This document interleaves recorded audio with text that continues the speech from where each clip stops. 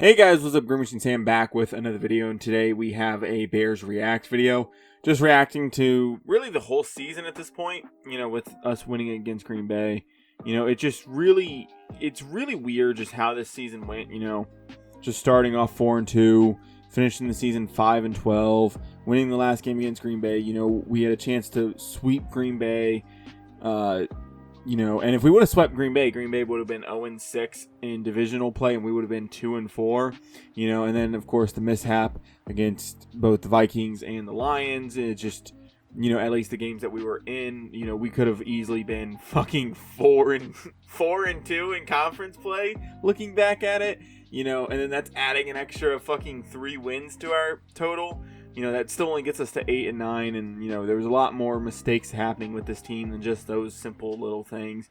The Hail Mary is still talked about, all that fun stuff, right? But I just wanted to get my thoughts before really heading into off-season content for the Chicago Bears. I know we're sitting around, I think it's 10th in draft order now. I'm not 100% set on that. That's one thing that I did kind of forget to look up. But I looked at, the generalized stats, just season stats, stuff like that. I'll say this, I truly do think Ryan Poles is or should get fired. Not for anything that he's done necessarily. Like, don't get me wrong. If you stack up his stuff that he's done correctly and the players that he's brought in versus the players he let go, and the goods and the bads, it's kind of more even than people are willing to admit, and I think a lot more people are coming to realize that, right? But just if firing Ryan Poles gets you Ben Johnson, you do it, right? I think there, if you're questioning whether or not your GM is the GM of the future, the GM of the team long term, or you can go out and get Ben Johnson and hope to turn this team around and hopefully get Caleb Williams going in the correct direction, I think you do it. I don't think there's any reason not to at that point. But And I'll say this, right? For anybody that's like talking about Caleb Williams and stuff, yes, Caleb Williams definitely has problems. He definitely needs developed. I don't think that's a question. I think he holds the ball too long. I think he tries to play hero ball a little too much. I think he tries to do too much. I'm one thing that I'm really looking forward to doing is I'm going to go through a lot of the all 22 tape, see if I can look at the receivers. Is it more the receivers not getting open? Is it the pass protection breaking down super fast? What is it? I have a bunch of stuff that I kind of want to do this off season with IRL Bears content that I'm looking forward to do. I'm hoping to do if I can find the time and if I can get the videos out when I want to get them out. I want to go over sacks and interceptions and touchdowns and just all types of things. I will say, I understand why we're running the screen game so much, right? To Thomas Brown's credit, I understand why we're running the screen game, right?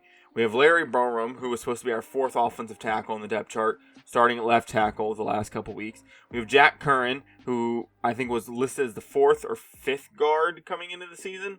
He was starting at left guard. We have Coleman Shelton, who, for all intents and purposes, I was assuming it was supposed to be Ryan Bates at center coming into the season.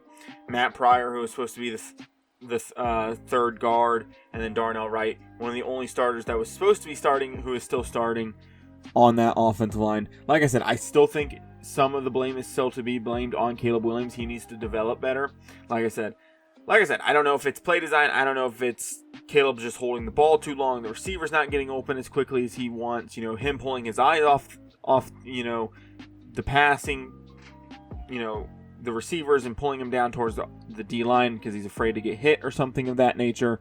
I don't know what it is. Not afraid to get hit, but, is too focused on the pass rush. It could be a multitude of things. It could be all of them, right? It could be all of them, and that's something that needs to be discussed as well. I will say, I've seen a lot of people put out, TikToks about like, oh, my perfect, off season, and it's like, oh, hey, we have Braxton Jones starting at left tackle and Tevin Jenkins back at left guard. And, I think there's a lot more turnover to be had on this team than people are talking about, right? I think 4 out of 5 positions on the offensive line are up for grabs. I think the 3rd receiver spot's up for grabs. I don't guarantee that Keenan Allen's going to be back. I don't guarantee that I don't really know how many of the defensive linemen are going to be back. I think Pickens and Dexter will still be on the team, of course, but I don't know if, Billings is back next year. Who knows if we can move off of one of the linebackers potentially, with some of the corners, some of the safeties. I think we move off of probably,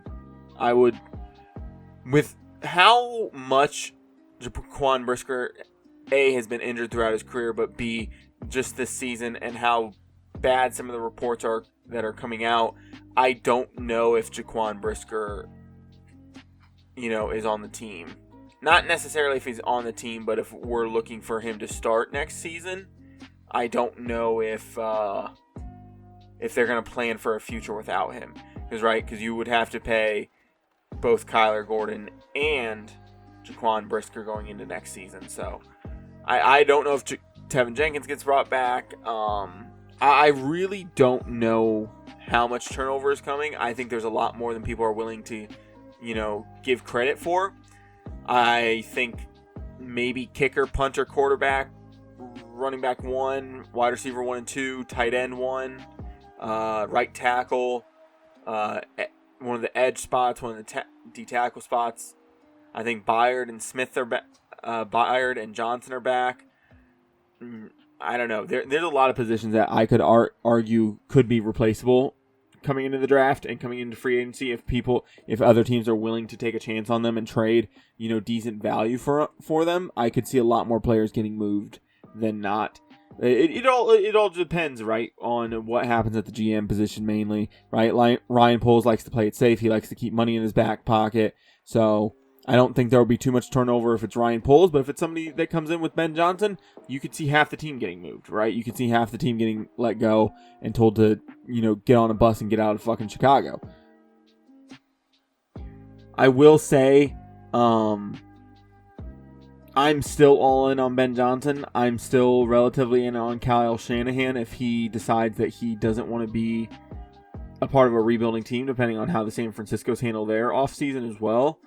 I'm still in on Robert Saleh or Mike Vrabel being the DC. And one thing I will say is I understand why people don't want to trade draft picks for a coach. I truly do. But if you don't have... I think this year is more prevalent than ever, or is a better example of good coaches can elevate rosters. Bad coaches can, not elevate, but, descend rosters into madness more than anything. I think you have to get coach right. I think we have the quarterback right. I think coach and quarterback are the two most important positions in football right now. And I think we need to go find our guy, right? Right. And one thing I'll say is, don't get me wrong, Kevin O'Connell is an awesome head coach. Trust me, if we had him, I would be so fucking happy. And I thought the Vikings were going to be bad, but I didn't think they were going to be bad as other people said that they were going to be. It's like, dude, even if it's Sam Darnold or J.J. McCarthy, he took Joshua Dobbs and won games with him. A guy that Kyle Shanahan now has on his roster and would rather play Brandon Allen over. I never understood Sam Darnold disrespect. I definitely didn't think he was as good as he was going to be. Don't get me wrong, but Kevin O'Connell's a good coach. The more and more you think about it, coaching matters more than anything, and I really, really hope a lot of the coaches that are currently on this staff for the Chicago Bears are not brought back. Like I said, some of the stuff that we're seeing on the field every single week, I don't know if it's coaching, I don't know if it's just the players doing it themselves, I don't know, but then it's, coaching not holding their players responsible as well, so it's like, okay, that is a coaching fault as well. I'm going to have a lot more in-depth video probably coming out later, probably sometime in February. I'm going to be doing a lot of research and hopefully film watching and stuff. I'm going to be getting a list of notes more together than previously. I do want to go back and look at the season and see just, whether or not we had a chance at actually turning things around this season, or if it was just all a myth and it just was made up in my head and I was being biased as well. I don't know. I'm fully ready for the next year. I'm ready for the off season. It's going to be a fun time. I think we got a lot to look forward to as Bears fans. I will say a lot of my concerns early on in the season and both before preseason and after preseason were kind of answered, right? I said that we needed more veteran in offensive line depth. I said we needed more consistent guys. We still had cap space that Poole should go out and use it. I said we need another edge rusher if he could make a trade or if he could sign one of these veterans off the market that was still available at the time. I said that was probably an issue. An interior D-line was probably an issue. I thought that that certain players still being on the team was still an issue. And it kind of came to fruition, right? I genuinely said I didn't think it was a correct decision to keep Matt Eberflus last season. I said if you're going to bring in a rookie quarterback, you should probably go with a new head coach. It just makes more sense to go with a new head coach and get somebody that's fully invested in on Caleb Williams. Not saying Eberflus wasn't. It was just you got to start fresh, right? I think he kind of tortured that team. I think they just weren't in the correct headspace. They did play a little bit better. I didn't love seeing that Tyreek Stevenson was kind of still getting burnt in coverage. Terrell Smith kind of played a good game once he was in there. I got high expectations. I really did.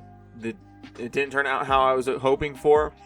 We were realistically, I know at one point, I don't remember the last time I saw this graphic, but I know at one point we would have been the best team in the entire league if you reversed one-score games at one point, or we were like one of the top two at least. So, that's kind of a good thing. At least we're in the games. We just got to finish, and hopefully coaching can fix that going into the next season. I'm excited. And I'll say this as well, just in case anybody that doesn't understand my content or anything like that. When I never will advocate for somebody losing their job or disrespecting them as a man, but I'll talk about you as a football player, as a head coach, as a coach in general. If you're not doing your job, if you're not doing it correctly or at a high enough rate or a good enough standard, I'm going to talk about it, right? I mean, no disrespect, right? I'm not going to sit here and be like, Eberflus is a terrible person. Like, I don't know him. He could be an awesome dude. He could be an awesome dude to hang out with. He might be an awesome friend. Was he a good head coach for us? Fuck no. Get that bum off the sideline. I'll always say that. I don't root against the players. I don't root against the coaches. I hope everybody succeeds. I've said this before. I've said it time and time again. I would rather be wrong about a draft selection or about a free agent signing or a trade or a head coaching hire or coaching hire in general. I would rather be wrong and the Bears perform well. I'd rather be like, oh, I have to take that back. I have to admit that I was wrong rather than me being right. I don't want to fucking sit here and be like, oh, I was right that this dude was a draft bust. I don't want to sit here and be like, oh, I knew this head coach would suck. Like, that's not what I want to do. I just want that to be known before we get out of here. If you guys did enjoy any of my content from this year or any of my content in general, please stick around and subscribe. I'll be back with more videos like this, but with that being said, I'm out. Peace.